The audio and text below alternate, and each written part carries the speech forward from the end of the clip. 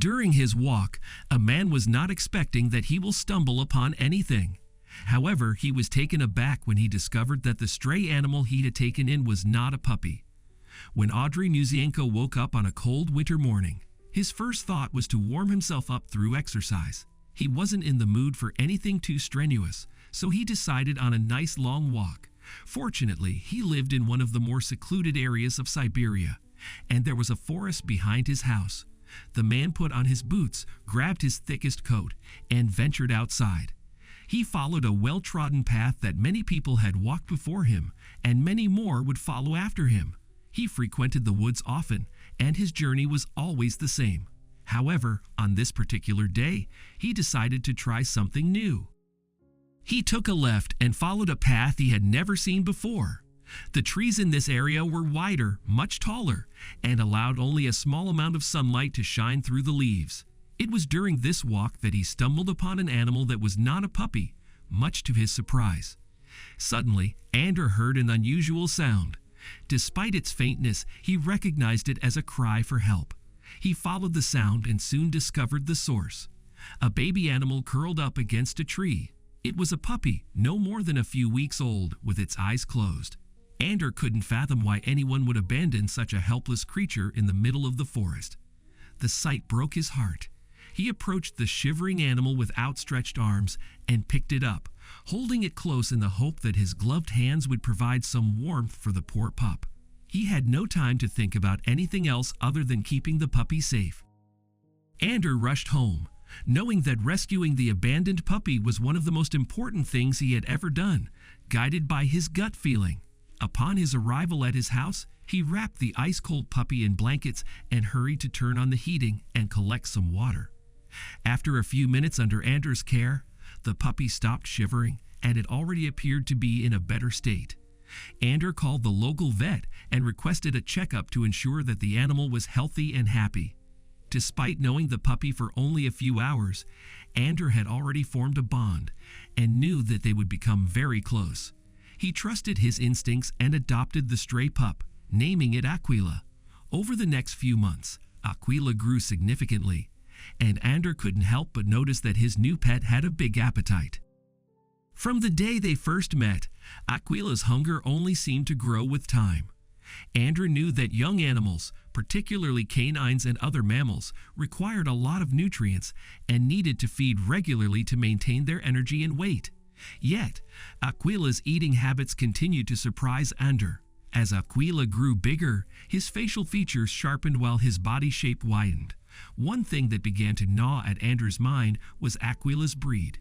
It was a mystery that he couldn't solve, and his curiosity only grew since he had never seen a dog like Aquila before.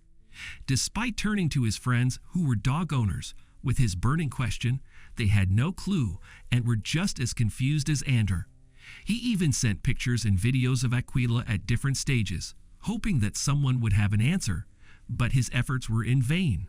Something as simple as figuring out a dog's specific breed turned out to be an impossible challenge. As a final resort, Ander decided to reach out to an animal expert. The expert requested a meeting in person so that she could identify Aquila's breed. Soon after, Ander and Aquila were in the car driving towards the expert's location. When Ander walked into the practice with Aquila on a leash and spoke to the receptionist, he was directed to the expert's room. As he walked in, the expert's jaw dropped. She couldn't believe her eyes. Ander had spent all that time thinking that he was raising a puppy only to find out later that Aquila was not a dog. It turned out that Aquila was a wolf. To make matters even more intriguing, Aquila was not just any random wolf, but a Eurasian gray wolf, a species well known to be the largest canine on Earth. Wolf cubs and puppies share many resemblances, so it was only natural for Ander to make that mistake.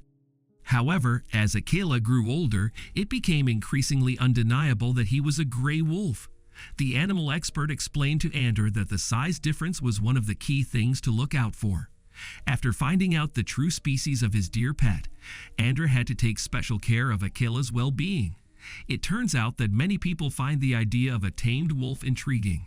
Word about Aquila had reached the local zoo, and the zookeeper started to bombard Ander with phone calls and emails, trying to convince him to send Aquila to the zoo. Andrew had heard stories about zoos that made him reluctant to step inside one, let alone give his friend up to one.